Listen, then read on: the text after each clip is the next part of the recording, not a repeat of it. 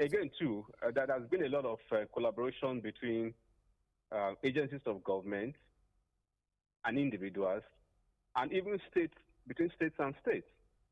You know, a lot is going on. Like I said, it's just that we have a penchant for everything that is imported. I read recently that a company that produces. Hello? Hello? Yeah, I can hear you.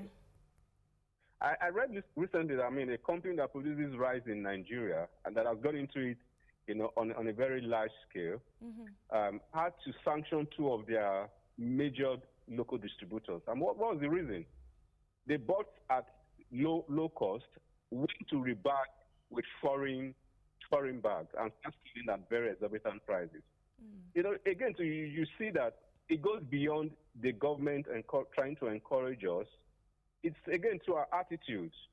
We have this penchant for everything imported, and no matter the price that is attached to it, we'll go for it. Whereas even the local produces, to a very large extent, might even be better. All right, thank you very much for joining me. Thank you, Silama Okofo. Thanks for having me.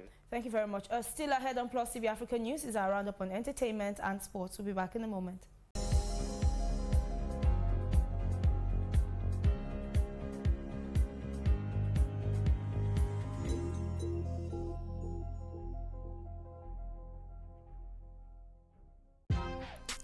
Welcome to Tea Time on Plus TV Africa, where we bring you the biggest entertainment stories and, of course, analyze them for you. You can have both parents and still end up as a useless child. I see them every day. Most times I worry more about where I'm coming from and where I am now, and that determines my next step. Why are you sounding like Alibaba now? Plus TV Africa, we're feeling good. No time to dollar, everybody feeling alright.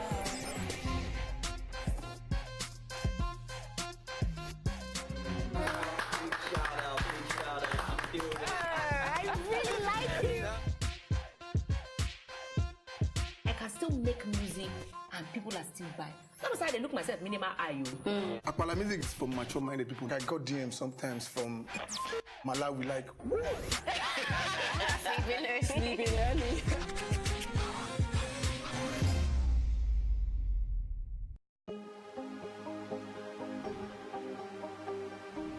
This is it for upcoming artists to blow in Nigeria.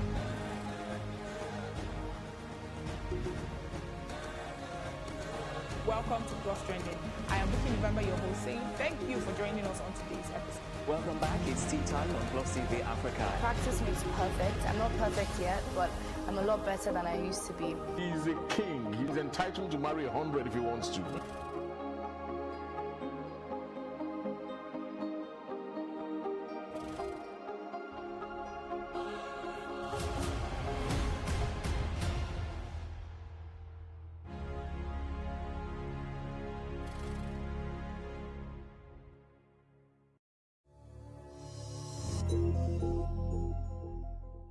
And in entertainment, American rapper Kanye West is gearing up to release his IMAX film, Jesus is King, while he keeps delaying the release of his new album with the same title.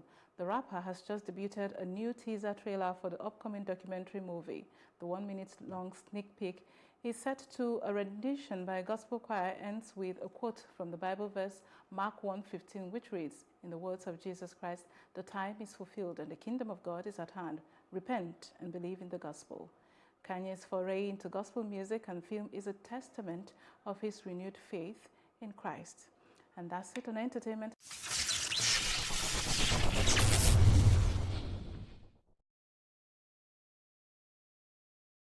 And in sports now, Nigeria international Victor Osimhen has been rewarded for his imperious performances last month after winning the French Top Flight Prize. The Lille striker has been named the League One Player of the Month for September, beating Algeria and Monaco forward Islam Slimani. The Super Eagles frontman hit the ground running after joining the Great Danes from Belgian side Sporting Charleroi in the summer and has been rewarded for his efforts. The 20-year-old striker scored 2 goals and provided 2 assists last month to help his side secure 8 points. His impressive form ensured he beat the challenge of Slimani and Nantes defenders Nicolas Palois to clinch the individual accolade. The former Wolfsburg striker has scored 7 league goals in 9 games for the Great Danes this season. Osimhen will hope to maintain his form when Lille slug it out against Toulouse on Saturday. And that's it on sports, and that's our news roundup of events at this hour. Also, for more news updates, please follow us at Plus TV Africa on Facebook, Twitter, and Instagram, and do subscribe to our YouTube channel at Plus TV Africa. We will be back later with more stories making the headlines. Please join us again. I am Amaka Okoye, and have yourselves a great day.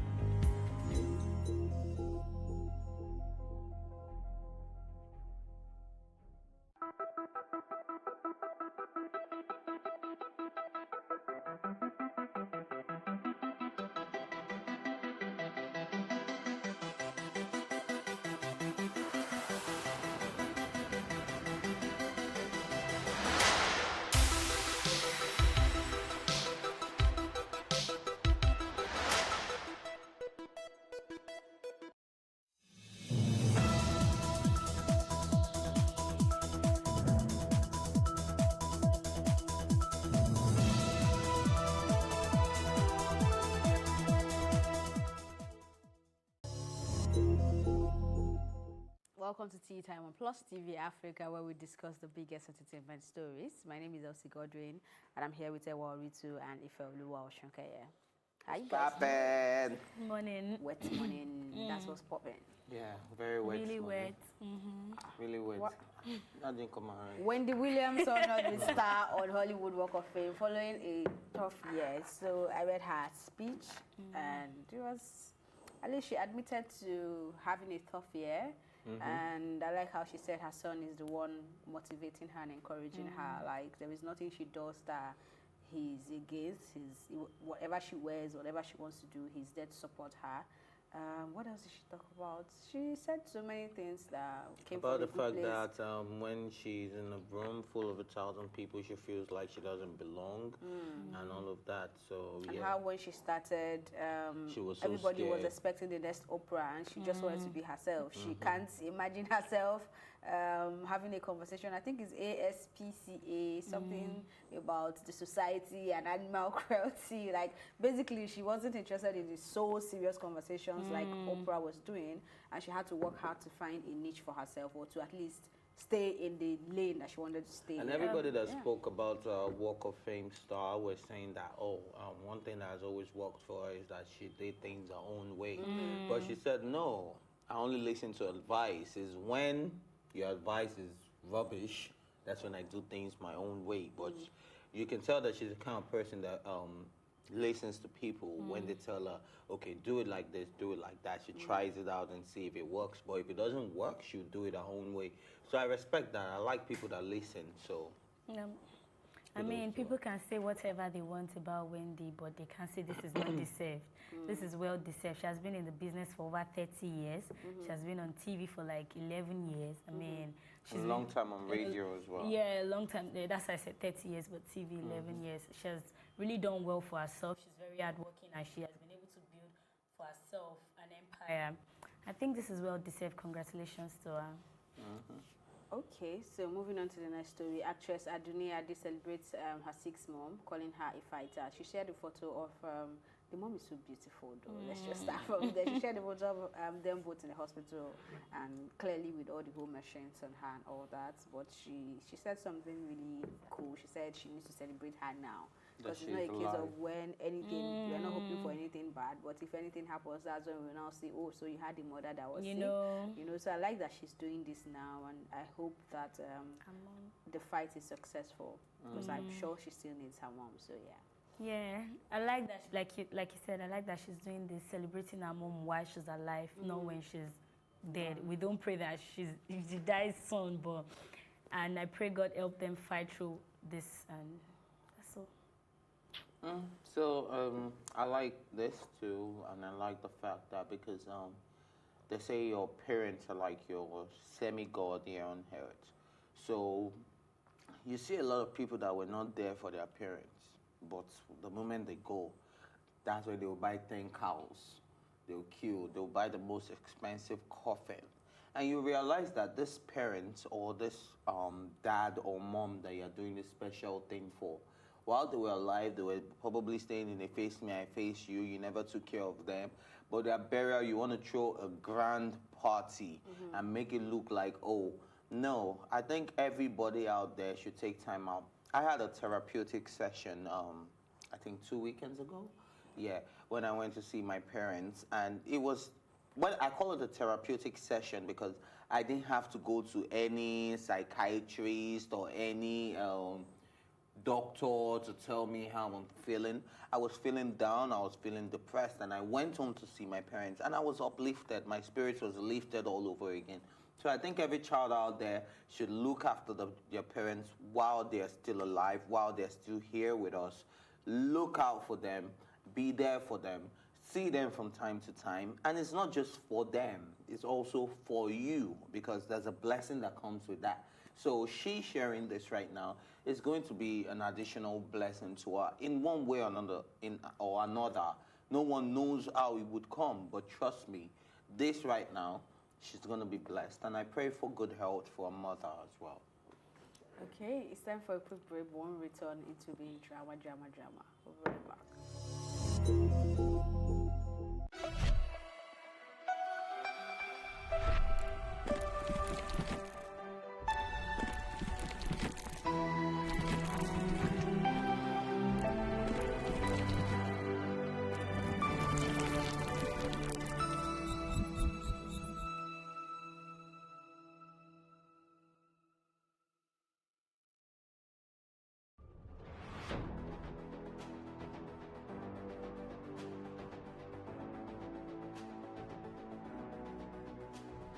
First point of accountability is asking questions. Hello and welcome to Plus Sports and Plus TV Africa. I am Udoka Njoko. Hi everyone, welcome to Plus Training.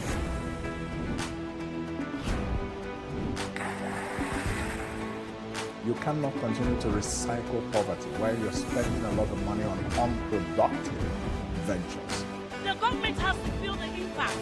Honorable Commissioner, welcome to the show.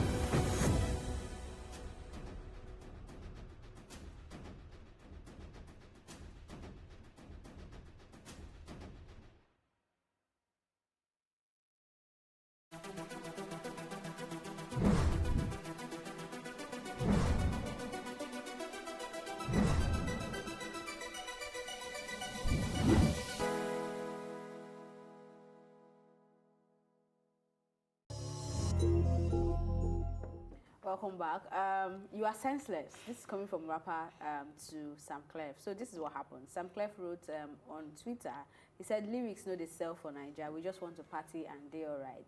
Simple hook, repeat them twice, everybody sing along, end of words. Then Vector commented saying, Sam, you don't get sense. With this talk where you talk, no they mislead people with funny talk. You know say Nigeria problem no be lyrics. Na thief sense of greed. No vex if you vex, LOL. So I heard they've settled this thing on Twitter, but it came to Instagram and it became a big deal. I feel like they are saying two different things. I don't know if it's just me, but to me, I feel like Vector was not even addressing what he was talking about. So I'm confused. Maybe if I understand their language better. Okay. I think you want to go for it. Yeah, I just Vector's reply just says a lot about understanding perspective, emotional intelligence, and our choice of putting out our opinions in the right way. I mean, people see things differently. Even if you want to hear your own opinion and you want him to know that you don't think that's the problem, you don't have to call him a fool. You don't have to tell him you don't have to tell him he's senseless before you put out your own opinion. You get? It's just a conversation. What's the difference between being senseless and being a fool? Well, I think when you are senseless and when you are a fool, a fool at 40 is a fool forever, but a senseless person at 40 can still have sense. I'll just swallow what I want to say. Let's let that go. Yeah. So go ahead. So are you trying to be foolish or First of senseless all- now? Which one? First of all, I'll say Sam Clef, being a music producer, try for that thing. Now, I'm saying this because I'm also in the music business or in the music line. Oh, daddy. Yeah. Let's go. So that's why I'm going to be saying this, because if you're saying lyrics do not sell in Nigeria, then you're telling all the upcoming artists that have good content, that have songs that would change the narrative of the music industry in Nigeria, to go and abandon it because it's coming from Sam Clef, and Sam Clef is telling you repeat hook. Do you know how many times Joro was said in Joro? That's repeat hook. Do you know how many times it was said? I don't know. 32 times. You went to count it. Okay. Wow. He's your guy. No, I like where he's going to. Continue. 32 times. Now, that's like, if I have to say, and I say for 32 times, I can bet that is going to be a minute. So a minute of my song is me saying just Joro. Do you understand? I love whiskey. But it's a jam. Yeah, it's a jam. I love whiskey. I love That's Wizkid. best No, song let's in the continue. world. Go ahead. I love Wizkid, but when I realized that he said that over 30 times, You I was lost like, vibe. no, I didn't lose the vibe. I was just like, wow. So I've just been listening to Joro. That's all I've been listening to Joro. Okay, so now you senseless. Foolish. Which one? It is the artist you should be addressing. I'm not Oh, wow. Okay. No, me. I'm Try not. to get to your point because you still say you've not gotten to your Yeah, point. I'm just a listener. So, for a Sam Clef, especially someone who is a veteran producer in Nigeria, you shouldn't say that, because now you're misleading the younger generation, people that actually have real content in their music to put out there for people. And you're telling them, oh no. So are you telling me when I'm coming to your studio, all I have to come and say, Elsie, Ewa. No, I think you're getting it wrong. Eh? I think you're getting it wrong. No, I'm not. I'm He has getting not there. gotten there. I've not gotten there. I've not gotten there. Okay. So, for Vector to say this, now Vector is someone that, especially artists that put a lot of time into their creative process, that actually take time out to write their proper lyrics and make sure they're passing across a message. Sometimes they have to rewrite like 5, 6, 10 times before they get the standard of what they want. Now, it's like saying that American music, why don't they repeat just one chorus all the time? They have content, but we still buy it. So do not let us mislead Nigerians that we do not like. Yes, we like to party. Yes, we like the vibe. Yes, we like all of that. But at the same time, there's some of us that like good music and then we like lyrics. Okay. So if a producer is coming out to tell people that lyrics no they sell, then it's a very senseless talk. Okay, for me, I don't think he's saying it that music, lyrics don't sell in Nigeria because he wants people to start producing songs that don't have content. I think he's just saying, he's just like stating the obvious already. I feel he said it from the aspect of people should do better on their music, not that people should come out and still continue what he's saying. No. That's why I think you're getting it all wrong. Yes, that's why it's all opinion. That's your opinion, and I respect that. And this is my opinion that he shouldn't have said that, because a lot of people will believe in this producer. I don't know, but I feel like so many Nigerians are just hypocrites. We probably know we are doing something wrong, and we know that we are carrying a white cup instead of a black cup. But we just all want to keep carrying the white cup without anybody addressing it. Like when anybody comes out to talk about it, why will you be carrying white cup? But they are all holding white cup. Oh. I mean, and they try to defend what that Sam white Clef cup. said. Is it not what is happening? Please name the big song now that everybody's jamming to. That's aside Joro. Let's leave Wizkid out of this, so that we will not get to Wizkid.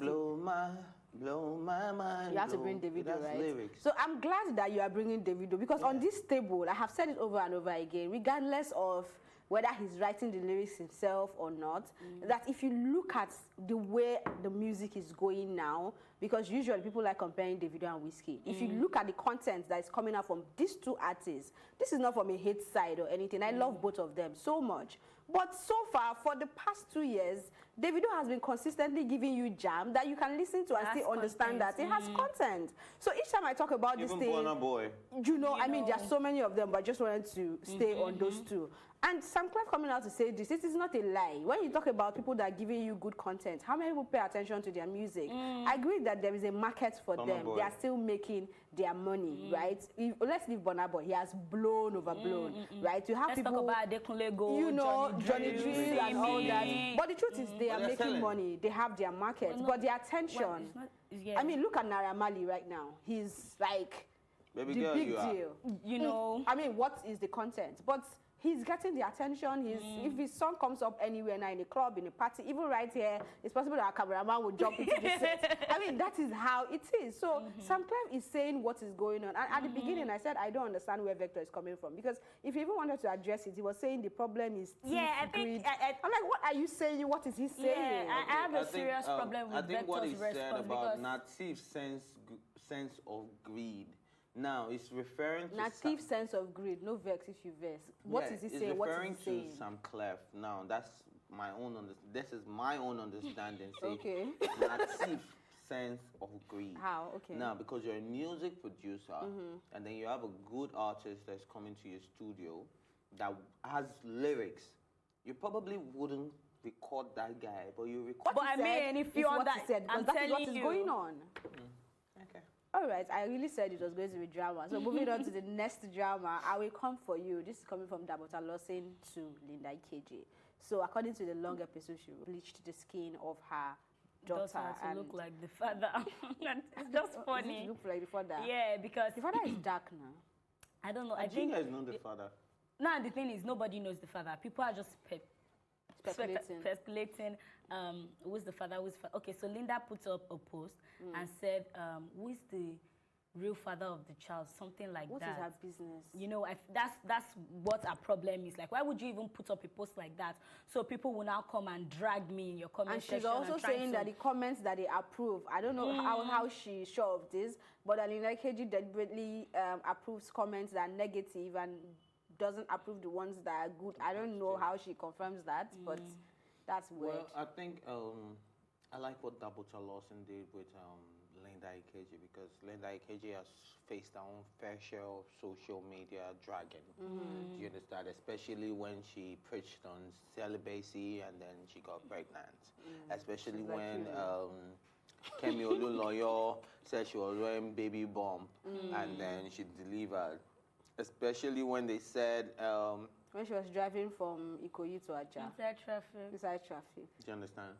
Especially when they said she wasn't the one that bought the Rolls Royce for a child. Or was it Rolls Royce or a Bentley? Bentley. Yeah, a Bentley. That she wasn't the one that was the baby daddy, but she came out with receipts saying that, oh, I got the car for what's his name? JC, right? Jace.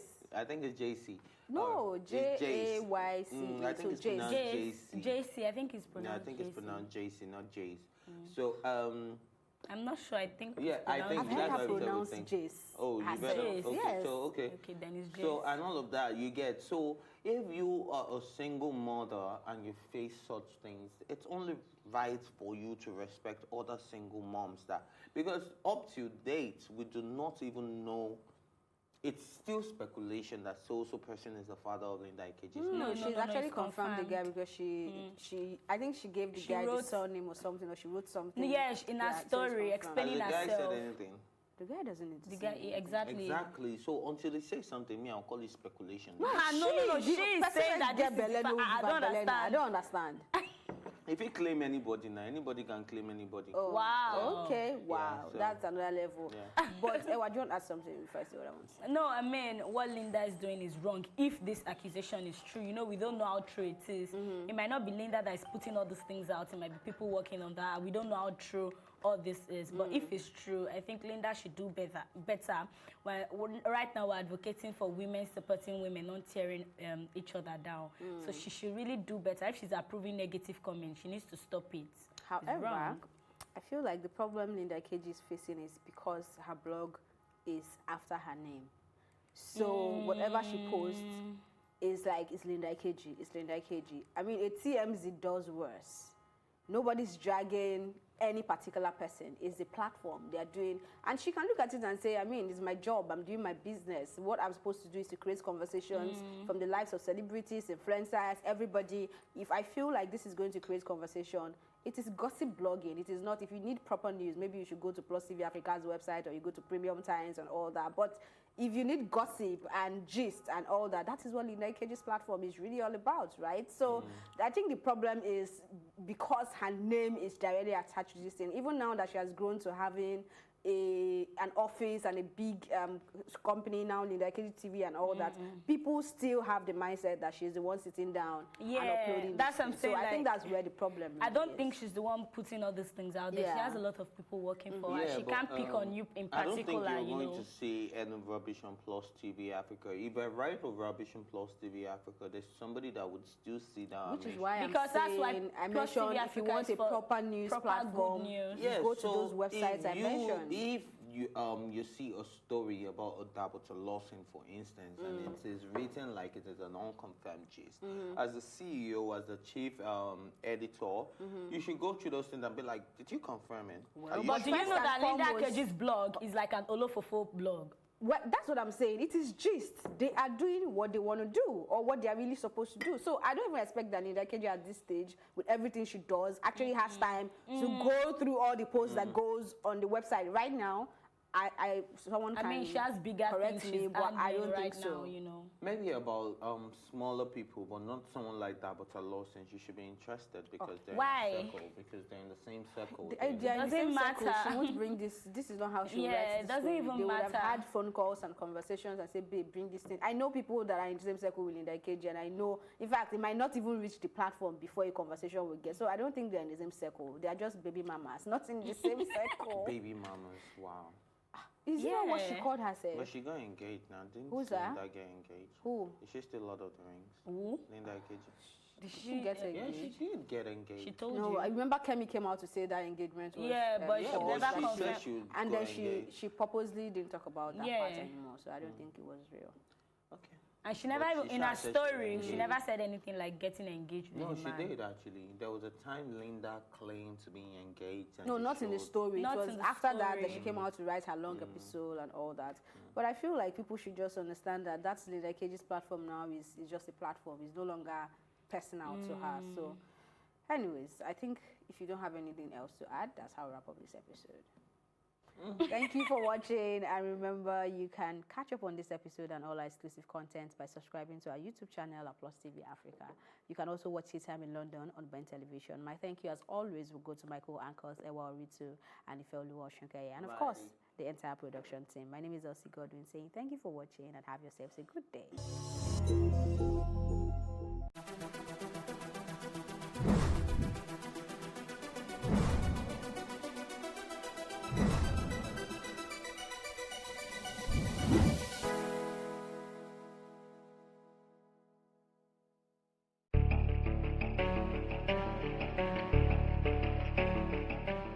The first thing is for us to get the education. We need to understand what child sexual abuse is about. Firstly, child sexual abuse is any sexual activity between an adult and a child. And when I talk about a child is someone between the age of 0 and 18. So that's when you have sexual activity with a child who is between the age of 0 and 18. So the first step that we should know about child sexual abuse is education. We need to understand what child sexual abuse is. Child sexual abuse can happen to anyone, anywhere, and anytime. Then the second one is to teach children what we call body boundary, body safety, and space boundary as well. What do I mean by that? You should be able to educate children that their body belongs to them. Apart from God, their body belongs to them. They should be able to identify every part of their body and label them correctly. We should teach children the correct names of their body parts. Personally, I believe there is nothing like good touch or bad touch or private part and public part for children. I believe that every part of a child is private. From the strand of their hair to the sole of their feet is private. They don't have the right to give consent. So we consider every body part of a child as private. So parents, caregivers, anyone who handles children should be able to understand this, that there is nothing called public or private part. I mean, every part of the child is private. Then we have to be careful. We need to teach children what we call trusted adults. Trusted adults are adults who children can easily run up to or go and speak with about their concerns. When something happens, who can your child run to go and meet? Is it their father? Is it their mother? Is it anyone around them who is an adult and you consider them safe with children? We call them trusted adults. So I said that children should be able to mention and label their body parts correctly. The private part that we generally know for girls is their vagina, their vulva, their breast, their lap, their buttocks. We should not call buttocks bum bum. It is not bum bum, it is buttocks, because we have identified that some of these predators actually use this against the children. If a child cannot correctly say the appropriate name of their private body parts, predators, they use this against them, and the children may not be able to communicate well what exactly is wrong with them. If you take, for instance, when you call penis cucumber, you tell a child that penis is cucumber and somebody is touching their penis, the child may not easily relate whatever happens well to their caregiver. They could say, "You touch my cucumber, you touch another." So, in fact, it doesn't even give children the self-esteem to own their body. We call something body owning. When you understand the appropriate names of your sexual parts, then you can own it. Because we realize that some sexual predators as well use this against children. When they see that children don't know how to take care of themselves or own their body, their self-esteem is low, sexual predators use this against the children. Then we usually advise caregivers not to always leave children carelessly. We should have people who should be responsible to children at any point in time. So please never leave your children or your child unattended to. Whenever you're not there, ensure that there's someone who is responsible for your child. Then do something we call family mapping. Family mapping simply means that you should be able to identify who is around your child at any point in time, even if you're not there. You should be able to say, okay, so person has contact with my child. Then you should be able to map your environment out. Who are the ones who are likely to have contact or connection with my child? Your house help, the steward, the gatesman, the driver, your family and friends, people who come in and out of the house. So at the end of the day, when something happens, you'll be able to know who was with the child at a particular time. Teach children how to take care of themselves as well and how to say no. A lot of children don't know how to say no because we teach them to be very respectful to strangers. We're not saying that they shouldn't be respectful to strangers, but let them know that when they are not comfortable with a touch, they should be able to express themselves and say, no, don't touch me there.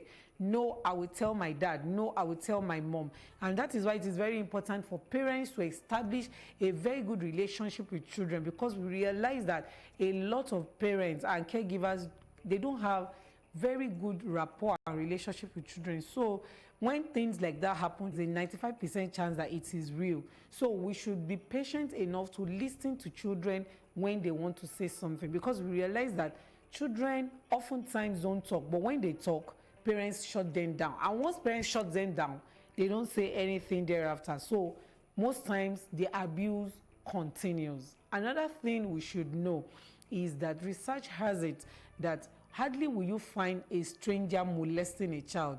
Most of the cases that we have treated in the past years has made us realize that mostly family and friends are the ones who get involved in the molestation of children. And who are we talking about? We're talking about people who are closely related to us, our friends, our families and friends of the family, people who have easy access to the house, people who we are vulnerable to, people who know our weaknesses, people who knows when we come in and when we go out, when we are not available, people who know that we don't have a good relationship with our children, people who know that our children are lacking in emotional health. They know that you don't have time for them, so they try to figure out ways to find those time for them so that they can use that to penetrate. We call it grooming. So we understand that people who live around us are the ones who actually sexually abuse our children, and we notice that it takes, they don't just stop once, they continue. Once they start, it is always very difficult for them to stop.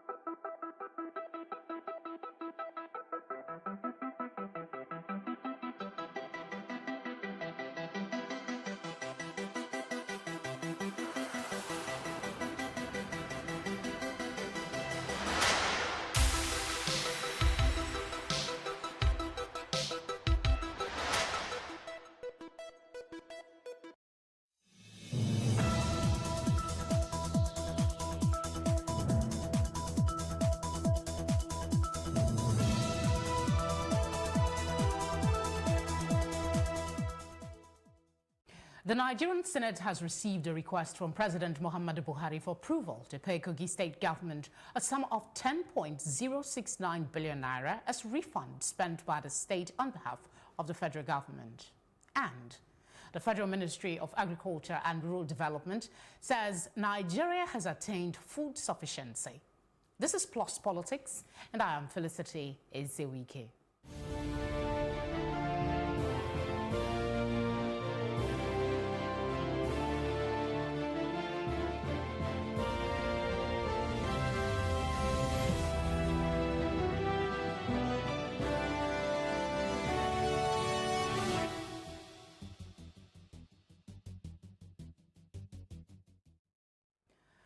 Director, Project Coordinating Unit at the Federal Ministry of Agriculture and Rural Development, Dr. Maimuna Habib, has said that Nigeria has attained food sufficiency. She stated that the country has added the value of its commodities from the north to the south.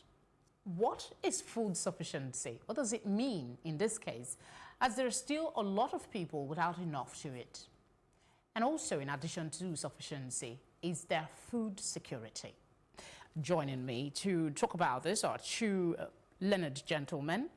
Evans Ufeli, legal practitioner, thank you for joining us. Thank you. Good evening. Good evening. And of course, we have Lulu Elegbe, political analyst. Pleasure to have your company this evening. Good evening. Okay. Are we really? Do we have food sufficiency? Let's start from the basic. Food sufficiency and food security. Is there a difference? Yeah, I think there's a difference. Food security will mean that you have been able to curtail all the hazards that would have led to a shortfall. For example, if you have a good pest control against the weevils or the insects that eat crops, if you have the right kind of weather, you do not have drought, you do not have natural disaster, it can be said that the crops will grow and yield. And then along that line, there's food security. But if you talk about food sufficiency, sufficiency on the other hand will mean that you have a system where you have enough food to go around, and then the people also have the means to find this food and to purchase them. So when you're talking about sufficiency, it could be in the abundance of food or the right quantity of food in circulation. Okay. But the security of it will have to do with that you have been able to curtail all the hazards that could lead to a shortfall. Thank you for that clarification, because a lot of persons might not actually know there is a distinction between the two terms. So, I'll start with you. The first question: are we food sufficient as a nation? Do you agree with that, Director? No, I don't. And it's not the first time that we're hearing these kinds of comments from the administration. Yes, this particular administration has probably done a lot better than the preceding administrations when it comes to agriculture and growing food and that particular industry. But it doesn't mean, well, are we at a point where we can say we've achieved sufficiency? To me, even the idea of it sounds ridiculous, because I mean, achieving food sufficiency means so many things. There's so many hoops we need to jump through to be able to say that we're at a point where we've achieved food sufficiency. Let me give an example. I think it was yesterday or the day before, there was a minister who was, I can't remember which ministry it was, at an event saying the same thing, that we've achieved food sufficiency. Yeah. And that people saying there's hunger in the land, he finds it laughable, there's no hunger in the land. I mean, come on.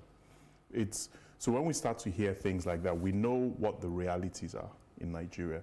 The idea, when we talk about things like rice, things like sugar and these sorts of things, yes, we have local manufacturing and that's increasing, which is a good thing. But what I've never really understood is why locally produced goods are in some cases more expensive than the imported ones. I agree completely 100% that if we're able to grow these things locally, we should. But it doesn't make any sense to me that, I mean, let's just look at the financial element of it, right? I want to buy a 50 kg bag of sugar. I think the Dangote brand or one of those brands cost about 18,000 naira. Now, the other brands that are brought in from outside the country cost about 12,000 naira. So why on earth, as much as I want to use the made in Nigeria products, why on earth would I pay 7,000 naira more just because I want to do that? It doesn't make any sense to me. So when this person says that we've achieved food sufficiency, the prices will soon drop, I can't wait to see that happen. When the prices do drop, then you can start to talk about a lot more people using or consuming these products. But right now, it's too expensive for a lot of people. So you can't say that you've achieved food sufficiency when a good portion of the population still cannot afford the locally made products, which for me is a very strange She said dynamic. something about the fact that we don't know because we're not blowing our own trumpet well enough. So could that be a reason? Let me tell you that that there is food sufficiency, but a lot of people do not know because we are not blowing our own trumpet enough. So how does she know there's food sufficiency? Because she is in the ministry. I think she's looking at the issue one-sided, or he's looking at the issue one-sided. He or she. Is a she. Looking at the issue one-sided. First of all, when you talk about food sufficiency or item sufficiency, not just food, you have to look at costs, you have to look at price, you have to look at equilibrium. Those are economic tools, tools for economic analysis when you talk about sufficiency. Now, if you look at the rate of inflation and then the level of poverty, vis-a-vis the claim, you'll find that it is not an item or food is not sufficient where the means to get the end is not equal. Okay, now you have like the the foreign rice and some other foreign items. They closed the border rather. The locally produced rice, the costs have now increased so high. Now people are asking why. The reason is because demand have increased, and the natural consequence of that is that price will rise. But what we are not getting right is that the means, the take-home pay, the minimum wage of an average worker, and then the fact that even the minimum wage, bad enough, is not good enough. Other variables that are supposed to preserve the wages are not in place. There is no mortgage system. There is no public school, primary health care. These are variables. If you look at Abraham Maslow's theory of need, it talks about the hierarchies of need, where the physiological need is the first, what to wear, what to eat, shelter, and all that. So you're in a country where there's no mortgage system for shelter. You don't have food stamp for people who are indigent. But in all of these analysis, Yeah, no, what I'm saying is that you can't talk about sufficiency without where there's talking a about wide these gap. issues. Where there's a wide gap between the economic possibility. Okay, the level of poverty is high. Okay, and then you look at the number of people who are poor in Nigeria who cannot even access their daily bread. Vis-a-vis the claim, you will find out that it is, you are talking about sufficiency in a very narrow perspective. You are not talking about sufficiency the right way. What is government input in food security and food sufficiency? Is it by funding agriculture, subsistent agriculture, to feed over 200 million people? So there is no proper research on that statement. It's a statement. But you would expect that somebody head. that is with the director at the Federal Ministry of Agriculture, They should show us the survey. If you both seem to hold the position that we do not have food sufficiency, as it stands right now. So where are we exactly? Are we going to get there? Is there an improvement, rather, from where we were before? Not just an ordinary improvement, but something upscale. Because even the issue of food insufficiency or scarcity of food, this conversation started even before the advent of insurgency. And then the herdsmen came in. And then the banditry came in. And if you look at, like Benue State, for example, most of the villages are completely decimated. They can't go to their farms. Some of them are just recovering. Okay, when you check all that, you cannot have all those kind of security conditions and make this kind of declaration without a survey, without a chart, without no evidence empirically to convince us. So you can't just make such. You see, in your assessment, where are we? If you do not agree and you say there are no data to show that there is food sufficiency as is being claimed by this government official, where are we? I think we're still in scarcity and food insufficiency, because because maybe speaking for the middle class or the bourgeois, the upper class, but I do not think it's speaking for the entire country. But these are government officials. This administration have consistently said they've been working in rice, for instance.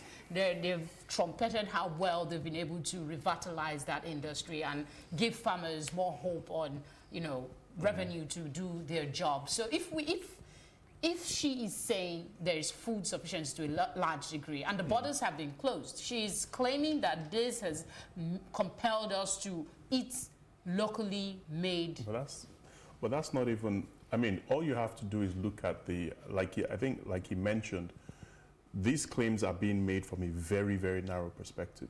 The guy that spoke yesterday that said, similar to what she said, that we've achieved food sufficiency.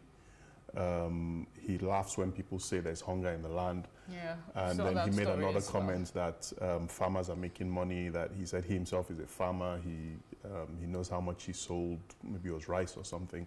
But that's where the problem is. He's looking at it from that perspective. But if you spread this out, I think there's a danger in Nigeria, right, of looking at things from what is happening in Lagos, Abuja, and Port Harcourt. Those three places are not representative of the rest of the country. And when you look at the economic realities, can people afford these things? Right now, the reality is that the locally made foods, as rice and sugar, I know for a fact, are more expensive than the competitors or the ones brought in, the imports. And it just doesn't, I mean, why someone who's struggling to eat in the first place, why would he pay more because he wants to eat made in Nigeria food? It doesn't make any sense. So when they start to make these kinds of comments about there's sufficiency, farmers are making money. Okay, yes, farmers might be making money because of the government's sustained efforts in rice production, for example.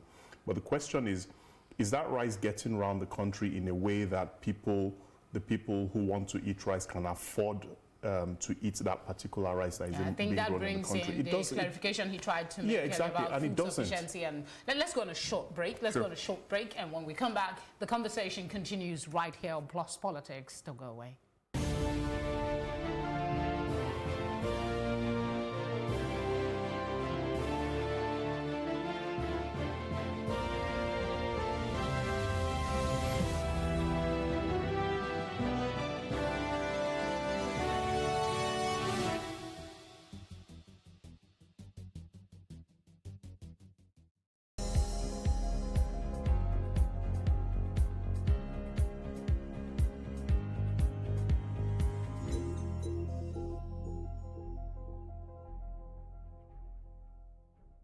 On this episode, we are one-on-one with an elder statesman, an accomplished engineer, broadcaster, pastor, and a former Director General of the Nigerian Television Authority. The cost of running this government is really high. Yes. Is there anything that can be done right now to salvage the situation? You want to cut perhaps the salary of the senators and people in the National Assembly? But then when you consider that you have 36 governors, you have state houses of assembly, it is quite a challenge. The Shure case, I think, is a bit touchy. I think once the court has made a pronouncement, we should abide by the rule of law. The sex for grade, which has now gone into the universities and all that, I think something has gone wrong all round, including the churches. Premiering this Monday at 12:30 p.m. and a repeat broadcast at 8:30 p.m. on Plus TV Africa.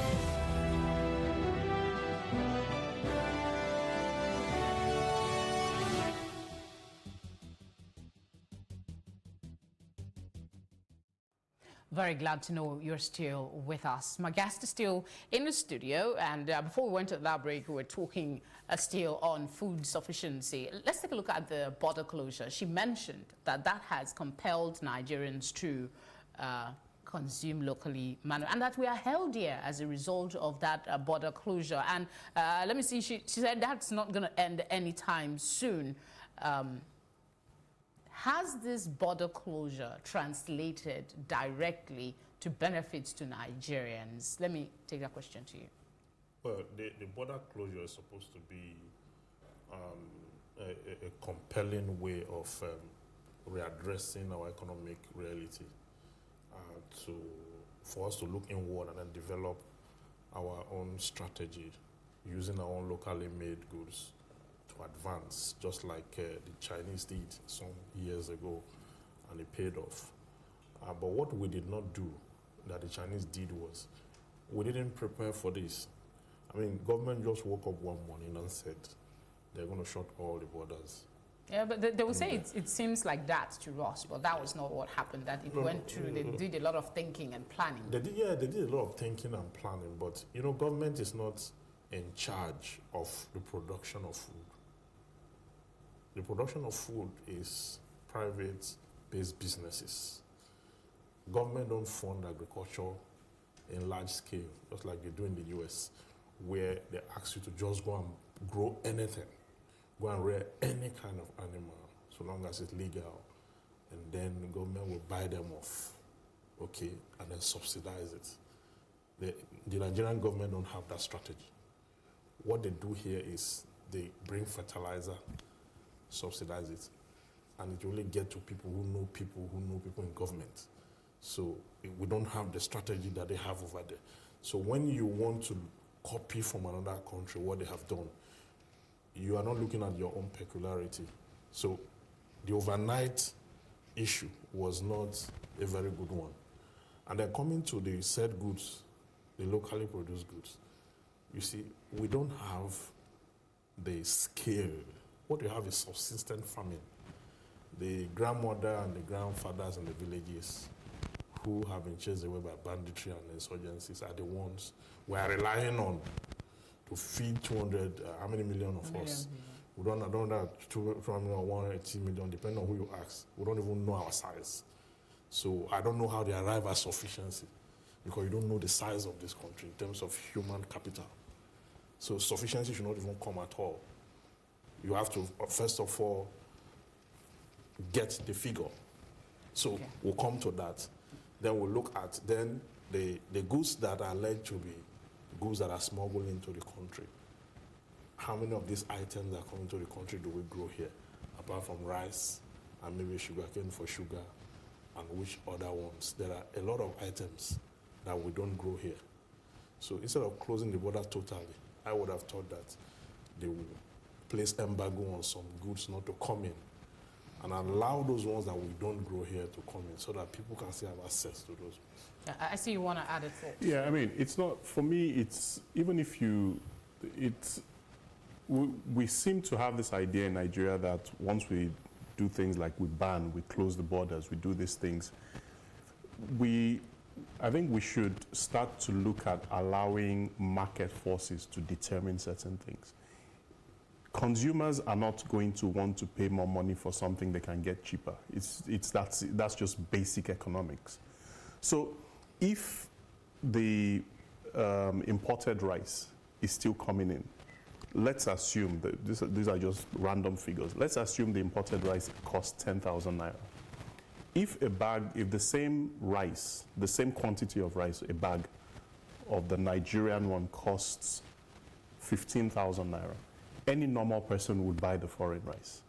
But if that Nigerian rice costs maybe 8,000 when the foreign one costs 10,000, you don't need to close any borders to get people to buy the Nigerian rice. It's just basic economics. Nobody wants to pay more for anything. But it's that simple. So this idea, I mean, to use a non-agricultural example, there was this thing, I think I don't know if it was last week or the week before, there was this controversy on social media about the kind of car that the Big Brother winner got. And I think they said it was it 20 million, 25 million naira or something like that. And a lot of people were saying, why would a car like that produced locally or manufactured locally cost that amount of money? And I looked at a picture of the car and it didn't make any sense to me. I would love to drive a made in Nigeria car, but if I'm going to spend 25 million naira on a car, it wouldn't be that car. So it was a gift. So yeah, no, I get that. There's no consideration. No. So I'm not talking about the giftedness of it. I'm talking about the cost of the car. Because if you give someone 25 million naira today and tell them to buy a car, any car they want, there is no way on this planet they're going to buy that car. It's that simple. Because first of all, if you compare it to to similar cars in its either its size, its engine capacity, those sorts of things, then you have to ask the question: how much do those cars? How much does a Mercedes-Benz, a BMW, an Audi, those kinds of cars in that class, how much do they cost? And in some cases, someone did an analysis. The Nigerian one actually cost more, which to me makes no sense. So it's the same principle here. Why are things that we're making locally costing more? That's the part of it I don't get. And for me, it doesn't make sense, because if you can drop those prices, then you don't need to do there doesn't need to be any special government intervention. Once just to interrupt you quickly, because I'm sure we have little time. Okay. She did acknowledge the fact that there will be some challenges with the border closure, but she expressed real optimism that the prices will crash very soon and that people should be hopeful. Are you optimistic? I agree with her on that. You know, when the demand is high, you are going to have that mad rush, and the price will rise. Normally, but you know our situation sometimes defy economic principles. When things go up, they don't come down again. When during the time the dollar went up, I remember I was in the market to buy yam, and the woman was telling me that dollar increased. I mean, this is the yam you grow somewhere and all that, and then a lot of issues. But I think that it will come down when the insulation, when the rush and the tension falls, it will naturally come down. Just to add to what he said, I think that the issue you talked about is if you look at it, the raw materials for the production of those cars were not locally sourced. Yeah, no, I know that. Okay, I really need to ask you this before we leave. Both of you seem to not agree at all that we have food sufficiency in this country. We still have a long way to go. So does it worry you that the people that seem to be leading this country and should know better seem like they're divorced from the reality of the food situation in the market? Honestly, I actually think... You can say your concerns and maybe 30 seconds so we can... I actually think they do know better. I don't, because at the end of the day, with these things, there's politics involved. There are political considerations when certain statements are made. I'm not saying that's exactly what it is here, but I believe that's most likely what it is, because I don't want to believe that anyone makes these kinds of statements without thinking it through to the point where you can say, okay, no, we're not there yet. But I can understand going out and saying we're there to be able to say we're doing something or we were keeping our campaign promises, those sorts of things. Well, I think that it will take time before we come to that reality that we'll have this solved. Because the reason why these leaders are divorced from the reality is because of the wide gap between the earning capacity of the masses and the leaders. So the earning capacity of the leaders is too wide. They can afford things to think they are sufficient. And then if you the flip side of it, the masses, we are supposed to be the one to evaluate the issue and tell them that given what we earn and given what we purchase, we are not in that level of sufficiency. You both have made very useful suggestions here, and I hope that somebody is watching and listening. Thank you very much. Thank you. You're not going yet. I'll be back with you. But let's just go on a quick break. When we return, we'll be speaking on the 10 billion naira refund to Kogi State government for works done for the federal government. Stay with us.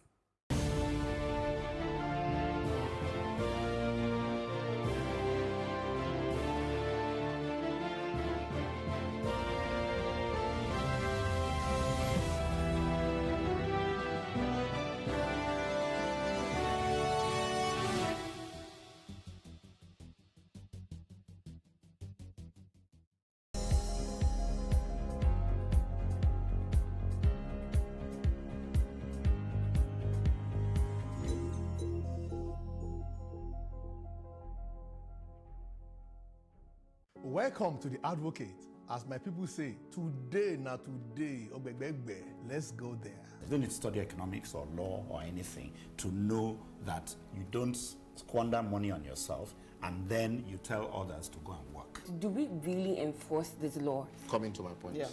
No, what you said was quite different. You said there are no sanctions. Where you have sanctions in the books that are not enforced, what it means is that there are none.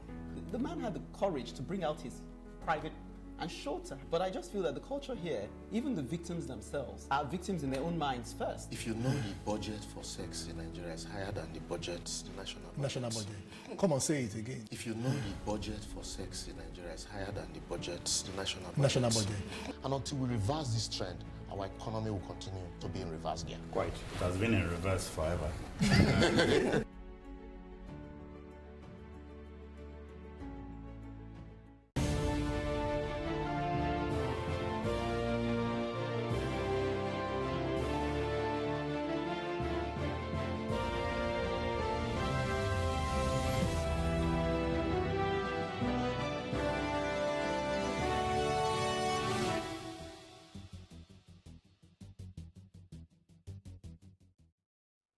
The Senate on Tuesday received a request from President Muhammadu Buhari for approval to pay Kogi State government 10.069 billion naira, a refund of money spent by the state on behalf of the federal government.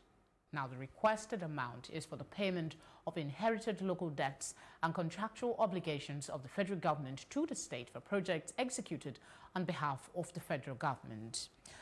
Still with us in the studio is Evans Ufeli, legal practitioner. Thank you for staying with us. Thank you. And joining us for the first time this evening is Noble Obasi, legal practitioner as well. A pleasure to have you here with us. Basically, the president made a request.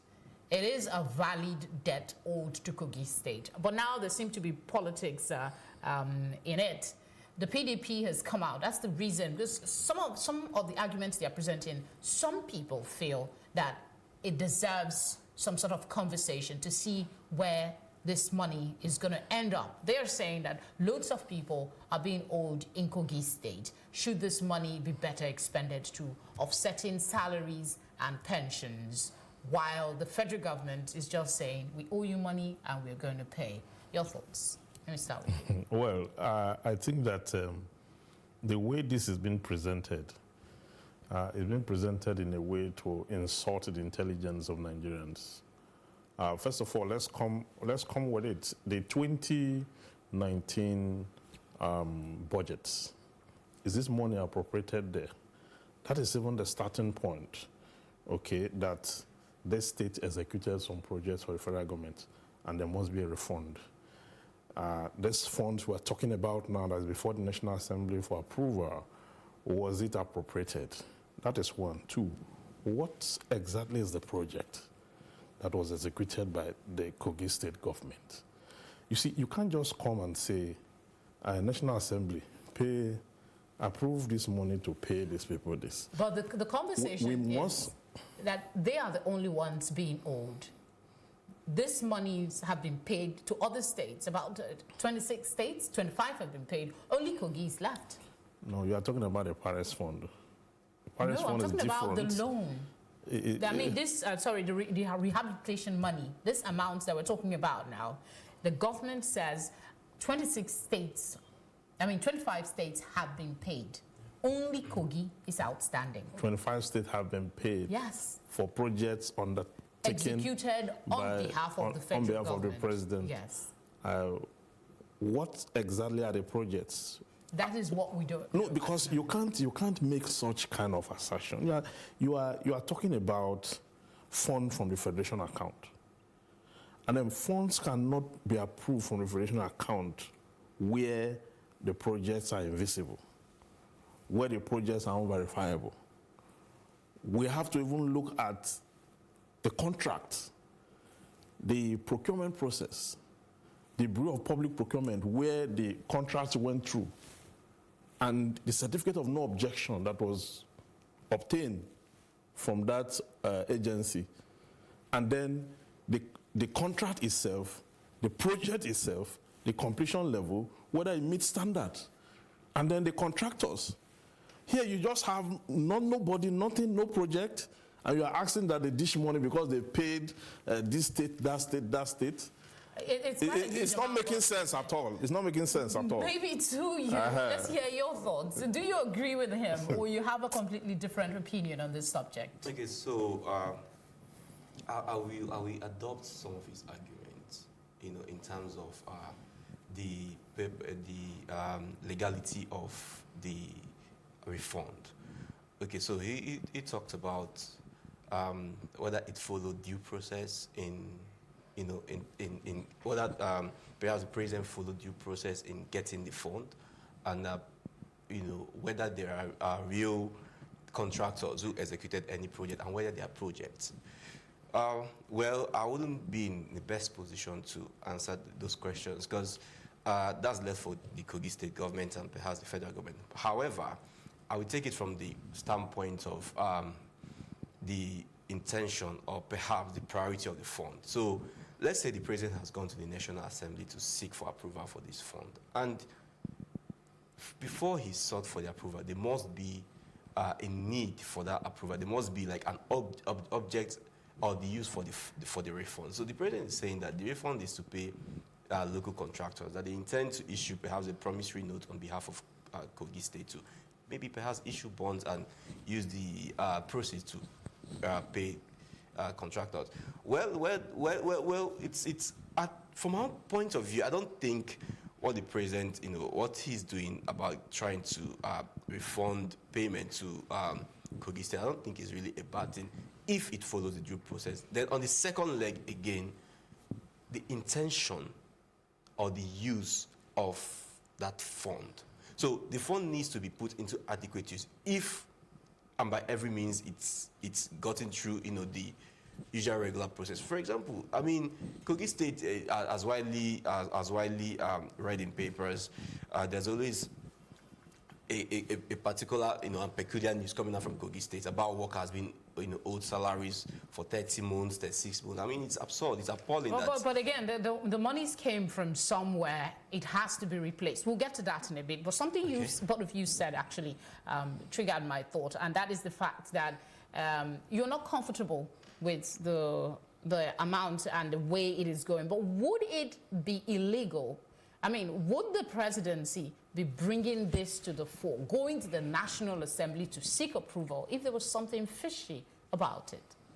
Well, it's possible for the presidency to take up an issue of this nature with the authority it has. It is not, we cannot pretend to believe that the powers of the presidency cannot be abused economically in this regard, because what I see here is an abuse, is an immeasurable distortion of the proper procedure of how things should be done. Because when you look at this governor that we're talking about, is a governor that has owed salary for 36 months. This is a governor that have not been able to carry out any major state project. And now we're saying that the state has executed project for the federal government. And there is nowhere in the books where the projects are mentioned, their locations, what they are meant for. I mean, when Akpabio took on projects in Akwa Ibom State, we saw the prison he built. We saw the roads. They were verifiable. We saw the project. And when he applied to the federal government, we followed up. We saw how it went. And you go to other states. This one, there is nothing. Even the state is not self-sufficient. If they're asking for a bailout fund, that is okay. The federal government does that once in a while. Give them some money. Let them be able to pay salary, do this and that. But you don't begin to make this kind of, because you have to run election, because you have to do... They've actually come out, the Kogi State government, through a rep, has come out to say that it is not for election purposes as being... Who told them that it's for election? Who told them that it's for election? Part of the accusations from the PDP, you said something about the monies being used, the suggestion, and that's what the PDP is suggesting at this point, that they should be used, the money should be used to pay the workers and pensioners who haven't been paid all this while. But just before I diverted the question, I was asking you that this money was used for something. Contractors, and the government, the state government has come up to say contractors are being owed. Contractors needs to be paid. So it will not be wise to take the monies that belong to someone else to use for something else. What's your reaction to that? Okay, I mean, if you do any job, it's right that you paid for the job you've done. But if there are no verifiable jobs, how do you create a job from nowhere and pay for the job? And pay for that job. Okay, so people of Kogi State are saying, the opposition, they are saying that they cannot find any infrastructures. Infrastructures are things that are not hidden. Say the roads, perhaps schools, perhaps maybe housing. Those things they're physical things we see. They are things that are verifiable. So average Kogi person will tell you that he's not seeing anything happening in the state. So that is actually the bone of contention. So what are you funding? Can these monies be monitored? Yeah, because now that, whether we like it or not, the matter is at the National Assembly, and there's every likelihood that the funds might be released. It will not be released. They will set up a committee to investigate the project. Okay. It cannot be released because it is not Kogi House of Assembly. We're talking about the National Assembly. They will set up a committee to investigate the project, to verify the project, to check whether it went through due process. Because the P&ID we're talking about today, they were not going to pay. What happened? But they're saying that this is monies that has been due to them for a long time. And they've even accused the Senator, Deno where are the projects? Against it. Yes. No, where are the projects? Because if you have the project, you understand. I mean, I don't have problem with... What do you expect from this committee? I expect that the committee will go and look at the projects graphically, what is on ground, the cost of what is on ground vis-a-vis the Bureau of Public Procurement. But what if no committee is set up? No, there must be a committee that will set up because it's contentious. Okay. It's a contentious, it's contentious. People are joining issues. It's contentious already, so there must be a committee that will look into it. They can't just approve that. You can't just approve that because even the Senate President said does not have such power. You put it to vote. Okay, I guess that's where just your final thoughts quickly in 30 seconds. So okay, like I said earlier on, I'll still emphasize on the intention of the fund. So, what would the fund be used for? Okay, if you said you want to use it to pay for contractors who have done their jobs, who have constructed roads, where are the roads? These are things we need to see. If there are roads, then it's fine, you pay them. But if there are no roads and you get the money, I mean, use it to pay your workers. Thank you very much, gentlemen, for coming on the program. Thanks very much. I appreciate your thoughts. And thank you for staying with us thus far. We're not done yet. We'll go on a short break for our Plus package, and when we return, I'll give you my take. Do stay with us.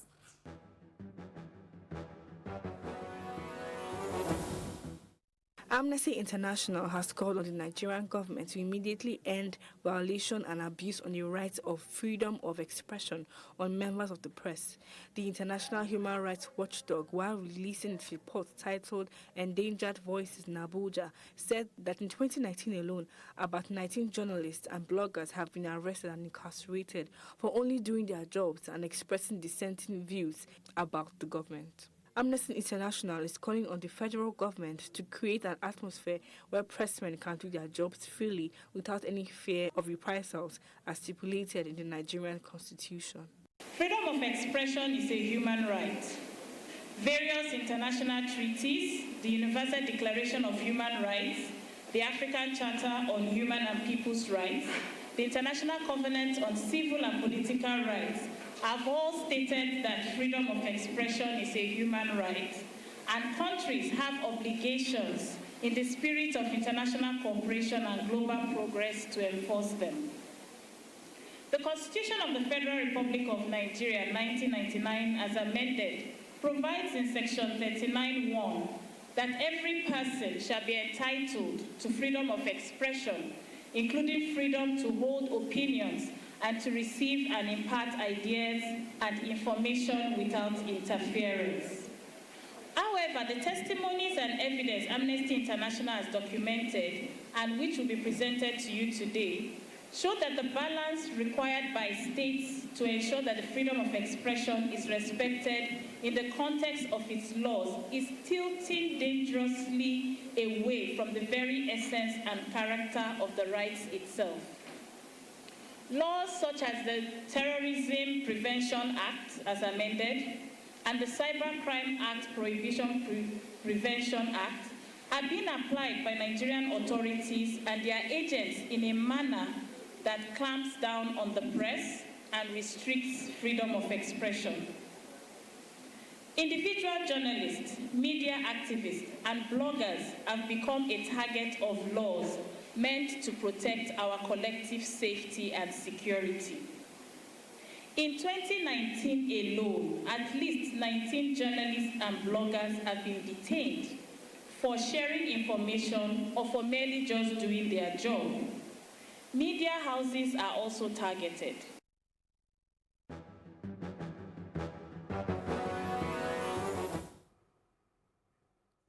I might not know a lot or have the details like the Director of Projects Coordinating Unit at the Federal Ministry of Agriculture and Rural Development, Dr. Maimouna Habib.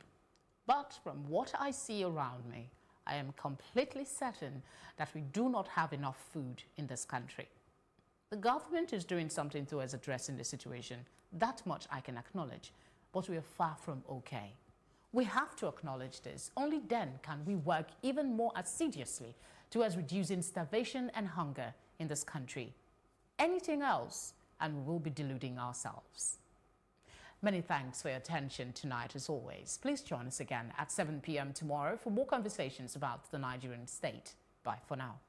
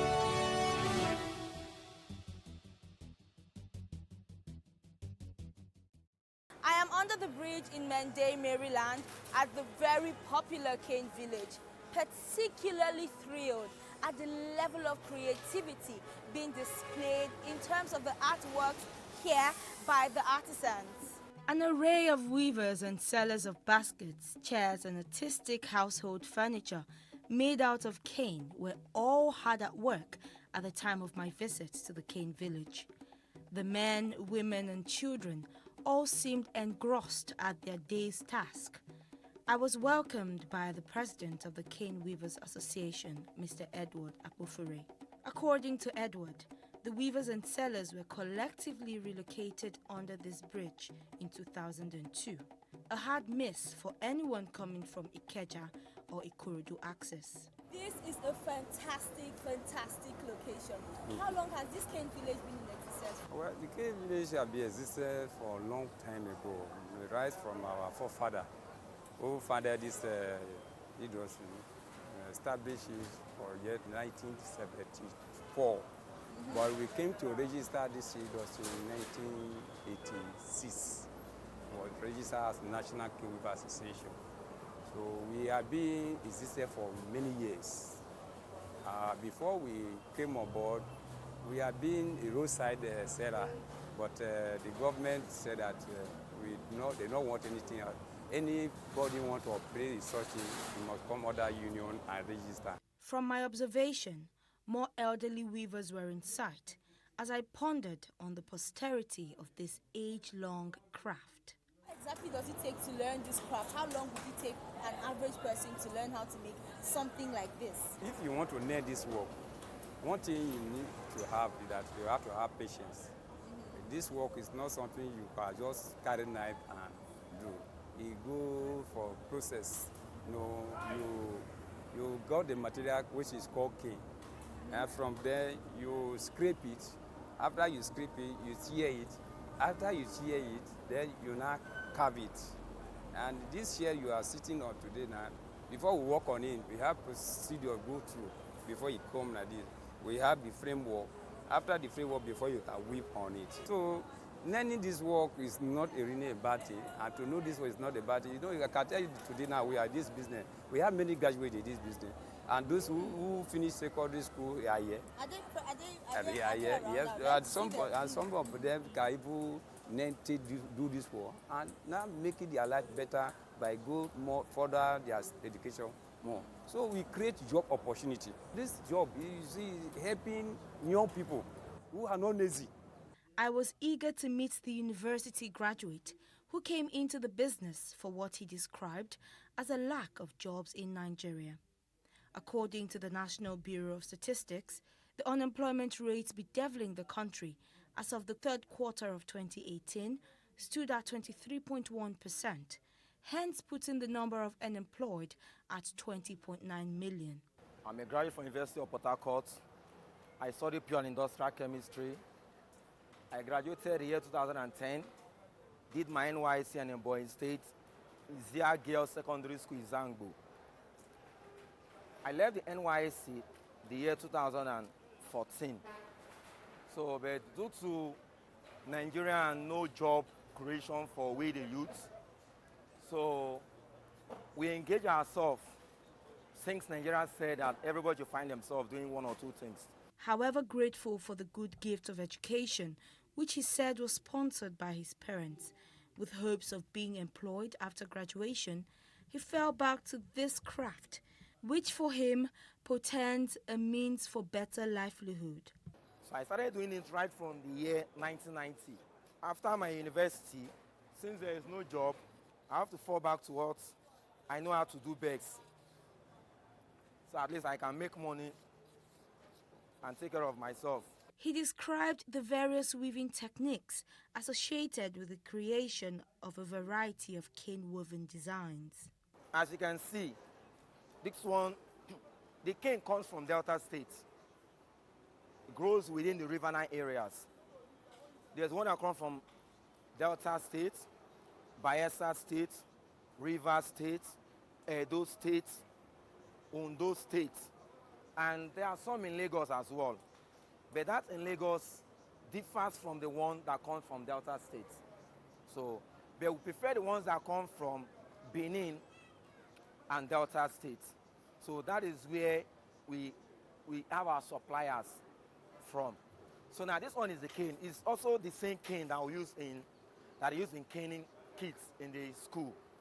So now for me to use this now, example, if I want to make these chairs now, like this one comprises of two materials. This one, there is the wooden part, which is the frame. Before you make the chair like this, you must make the skeleton, which is the frame with the wood. Then after the wood, then before you get your cane, then after the cane, you cannot just use the cane like this. If you can say that the color of this one and the color of this one, they are two different colors.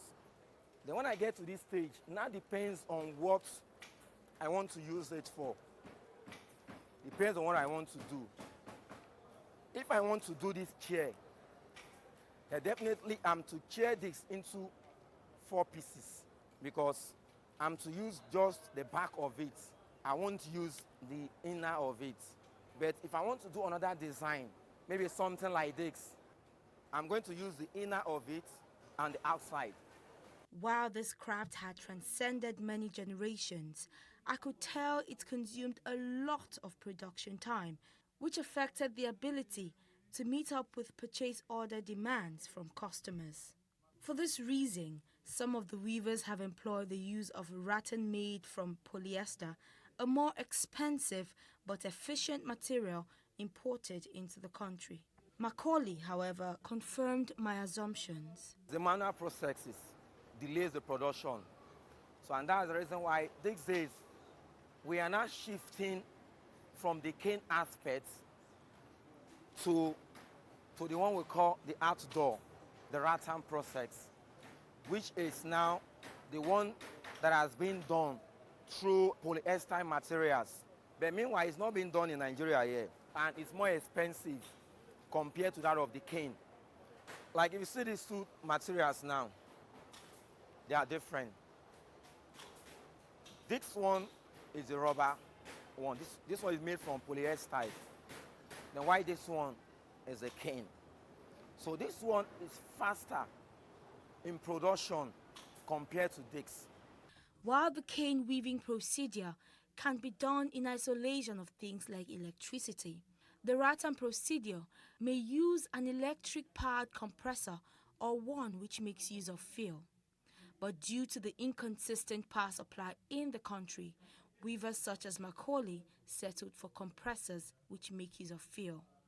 Meanwhile, in doing this, there is no how I can do this without the help of this gun and a compressor. Meanwhile, there is a stapler we put inside. Then with the help of the compressor, see, we use this to staple the rubber to it so that at least it can hold. That of the cane aspect of this craft is already weaving out due to the factor of producing it and getting of materials from the forest. And the forest where they get these canes from these days, like the people that supplies us the cane are complaining that the bush are already being burned. Now people that plant these days are now burning the cane. So before they get to the forest where they will get this cane now, it's very, very difficult for them. So now that's the reason why we try to advance into this new technology that the whites, the Americans, the Japanese, the Chinese, they are already using in their own country. And some Nigerians travel abroad and import this thing into Nigeria. If someone comes to me and said he wants this one, he wants like 15 sets of this dining within 1 week, I can boldly tell the client that he's going to pick it up. But that of the cane, even 1 month, it won't be ready due to the process of preparing your materials, getting your frames ready. Like that of the cane, a set of cane chair, please you get it for like 150,000. 170,000. But a set of rattan chair, the least amount you can get is 250,000. This market right here does have a high level of economic benefit for the country if issues such as financial deficit as well as a restructuring of the business can be done by the government. The weavers remain optimistic about their ability to expand and possibly export their products someday. Edward says financial aid from the government would go a long way. If government shall now say, I want to give individual 500,000 to start. I tell you, when you invest 500,000 for this business by a year, by the end of the year, you will make a return of even 300,000 on top of that 500, even a million. Because during December time, the period of December, when many companies want to do outpass gift, they come here to have a demand of basket. Meaning, even when you do not have money, you can never meet up there because they will come, they will demand more than you don't even have. So, but you don't have money to do this, you cannot get it. But at that time, the price will even favor you because that time the price will wait up because there will much demand that time. So if the government help us, give us money, we do this business, we keep them toward December time, we bring them for sale. You know, when you borrow money for back, maybe some all these bank microfinance now, you borrow today, tomorrow you are coming to collect the money from you. And this our business does not go like that. You see, we do the business, you give us money, you give us time to work with that money. So by the time maybe 7 months, 8 months, we started to pay. You know, we have produced something that by the time we carry the market or where we want to sell, return that money back, it will not be a problem for all. But when you give me money today, tomorrow you are coming to, you are trying to kill the business man. You are not making my business to, we are not buying and selling. It's not buying and selling this thing. So it's something you produce before you can sell.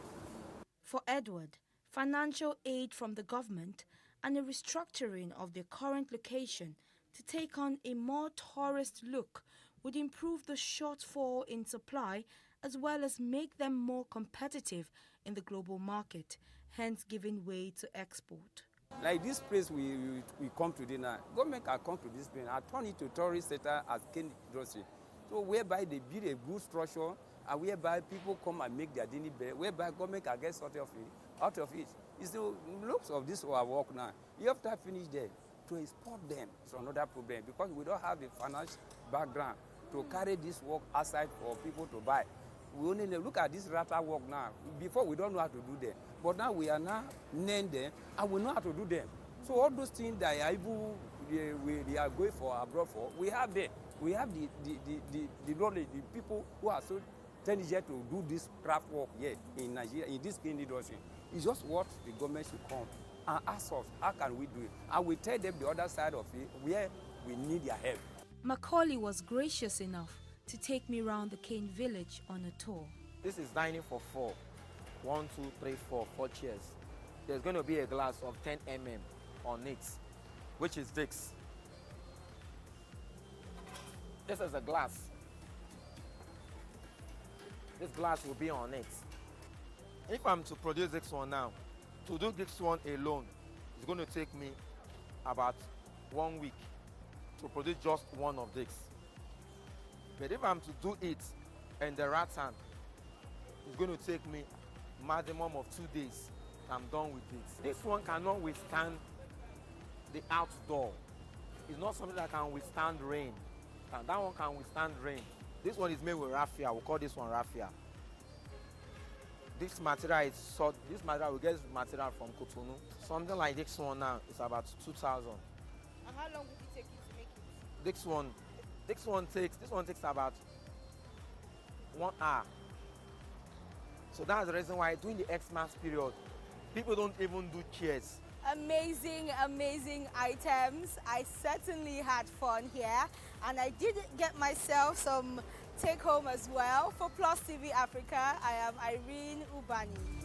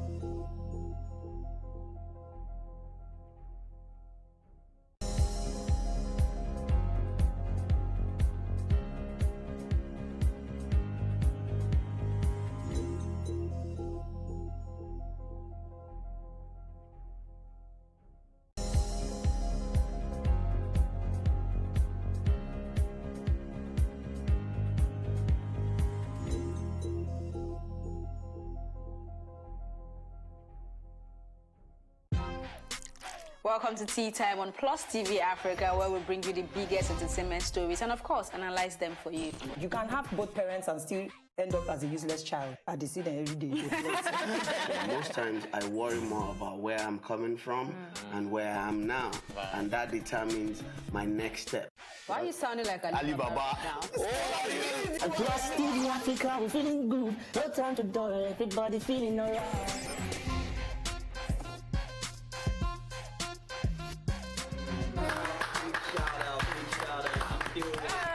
I really like you.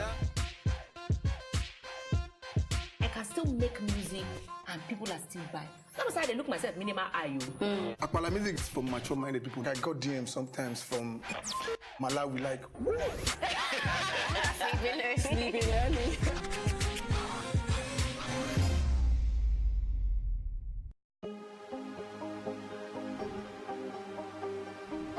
This is it for upcoming artists to blow in Nigeria.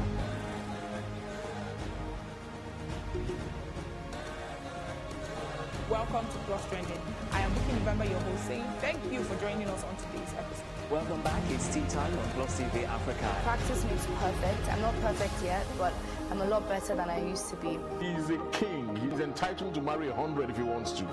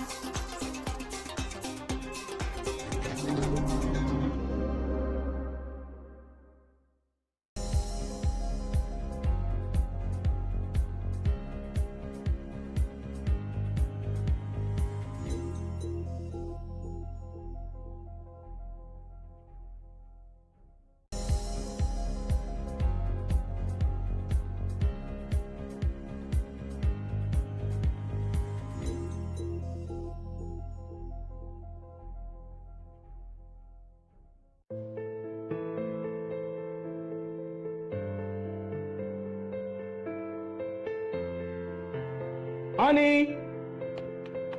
Daddy, please, can I go out with you and Mommy tonight? Sure thing, sweetie. Get your shoes and we go. Promise? You have my word?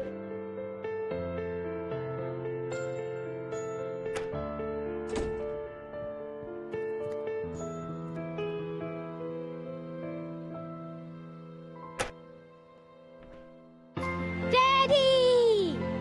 You know I wouldn't leave without you, my princess. There's nothing more important than a promise. We are Fidelity. We keep our word. Many thanks for joining us on News on the Arm Plus TV Africa. Here are the stories making the headlines, and I am Amaka Okoye. Now, another petrol tanker has exploded along Enugu-Onitsha Expressway by Bisoi Filling Station, Onitsha in Anambra State. The incident coming barely 48 hours after lives were lost following fuel tanker explosion in Upper Iweka and Ochanja markets. This was said to have occurred around Omaba Phase 2 at the wee hours of Friday. The tanker carrying petrol was said to have fallen into the middle of the road, spilling its content along the drainages. Some residents near the area ran out of their buildings for fear of being consumed by the inferno. Properties worth millions, including buildings, vehicles, and other valuable, were reportedly gutted by the fire. No casualty was recorded at the time of filing this report. The Commissioner of Police, John Abang, has confirmed the incident. Now, a collision involving a Dangote truck and a loaded fuel tanker on Lagos Island had resulted in spilling of fuel on the road. According to reports, the road has been closed in order to forestall accidents. The incident involving a Dangote truck and PMS that ran into each other before Akin Adeshola intersection coming from Bonny Camp. The PMS spilled on the road. The road has also been closed and traffic has been diverted at the moment. Emergency services were already on the scene of the accident. Men of the fire service has flushed the spilled PMS into the drainage, and that PMS was no longer leaking. Also, traffic from Bonny Camp on the eastbound has been diverted into Kofo Abayomi through Akin Adeshola. Now, troops of Operation Thunderstrike have rescued 3 villagers abducted from their farms on Wednesday in Maro village along Kaduna-Abuja Highway. The Deputy Director, Army Public Relations, 1 Division, Nigerian Army, Kaduna, Colonel Ezundu Idima, said on Friday in Kaduna State that one of the kidnappers was killed in the operation. Acting on credible information, troops raided the hideout of the bandits where they held the farmers and engaged them in a firefight. Following the firefight, 1 bandit was neutralized and others escaped with gunshot wounds, leaving behind the victims. The Army spokesperson said the rescued farmers had since been handed over to their families. He said Idima added that AK-47 rifle with 2 7.62 special ammunition were also recovered at the scene. Now, President Muhammadu Buhari on Thursday ordered a forensic audit of the Niger Delta Development Commission operations from 2001. The president gave the directive when he received members of the South-South Governors Forum led by Seriake Dixon of Bayelsa. Buhari said the directive became imperative given the persistent criticisms of the Commission's operations.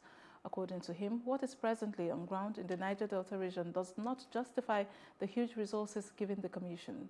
With the amount of money that the federal government has religiously allocated to the NDDC, the president said he would like to see the results on the ground, and those that are responsible have to explain certain issues.